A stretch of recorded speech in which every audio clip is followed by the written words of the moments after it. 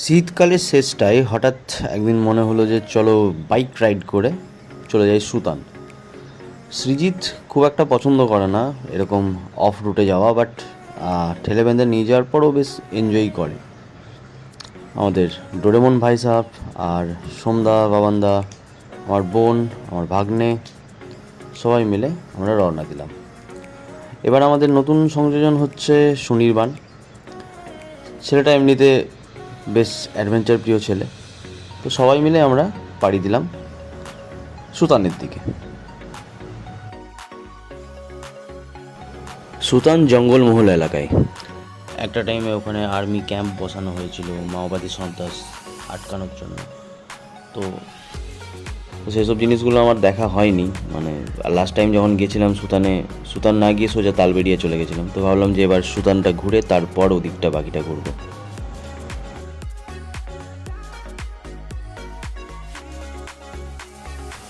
শীতকালের শেষ দিকটায় যখন পাতা ঝরে যায় গাছের এবং নতুন পাতা বেরোয়, সেই টাইমে জঙ্গলমহল এলাকাটা তো অদ্ভুত দেখতে লাগে। সরু মাঝখান দিয়ে রাস্তা, বেশ এনজয় করছিলাম পুরো রাইডটা।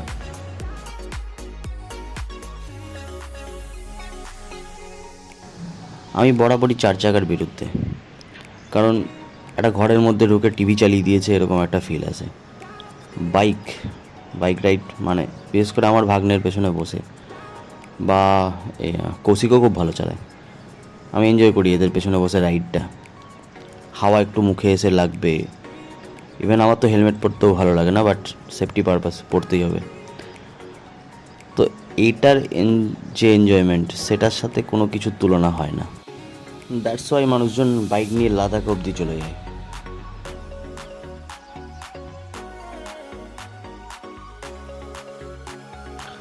গরমটা একটু একটু পড়া শুরু হয়েছে, তো বোঝা যাচ্ছিল যে এবার আবার ওই দিনগুলো ফিরে আসছে। বাট স্টিল ওখানে পৌঁছে যেটা দেখলাম, পুরনো জিনিসপত্রের অনেক কিছুই আর নেই, মানে জাস্ট একটা ধ্বংসাবশেষই বলা যায়। তবে অ্যাজ এ ইকো পার্ক জায়গাটা বেশ ভালো, চারদিকে সবুজ গাছগাছালি, মাঝখানে একটা জলাশয় রয়েছে, যথেষ্ট স্বচ্ছ জল। তো খুব একটা ভুল কিছু হয়নি অত দূর থেকে এসে, বেশ এনজয় করা যায় জায়গাটাতে।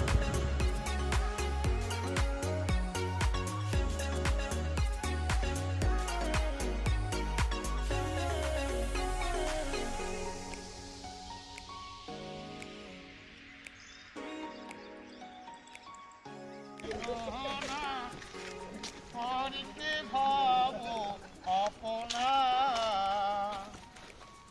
সময় থাকতে তারে খুঁজো রে পিন্দারে পলাশের বন পালাবো পালাবো মন, পিন্দারে পলাশের বন পালাবো পালাবো মন। টিং টিং ইঁদুরে খোল কাটে, টিং টিং ইঁদুরে খোল কাটে, এ কাটে রে বতরে পিরিতির ফুল ফুটে, বতরে পিরিতির ফুল ফুটে।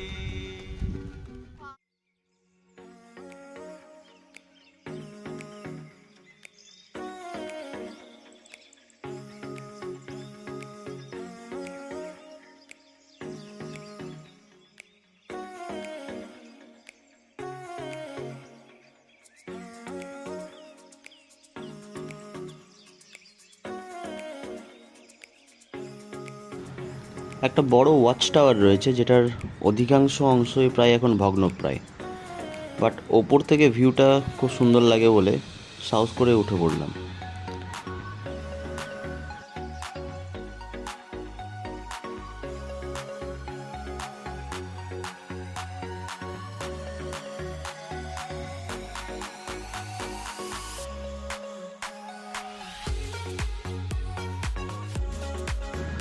সুতান থেকে তালবেড়িয়া ড্যামের দূরত্ব খুব একটা বেশি নয়, তো আমরা ভেতরের রাস্তা দিয়েই ঠিক করলাম যে একবার তালবেড়িয়া ড্যামটাও ঘুরে যায়।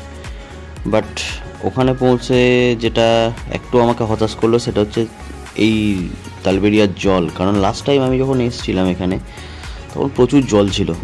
এখন হয়তো নৌকা টোকা এসব নামিয়েছে, অ্যাজ এ ট্যুরিস্ট স্পট হিসেবে খুব ভালো, বাট জলটাকে মিস করছি। যাই হোক, একটা দিন একটা উইকেন্ড আমাদের কাছে উইকেন্ড মানে বিরাট বড় জিনিস, কারণ এই একটা দিনই তো আমরা ছুটি পাই। তো বেশ ভালোই এনজয় হলো। দেখা হচ্ছে অন্য কোনো ব্লগে। ততক্ষণের জন্য টাটা, সবাই ভালো থেকো।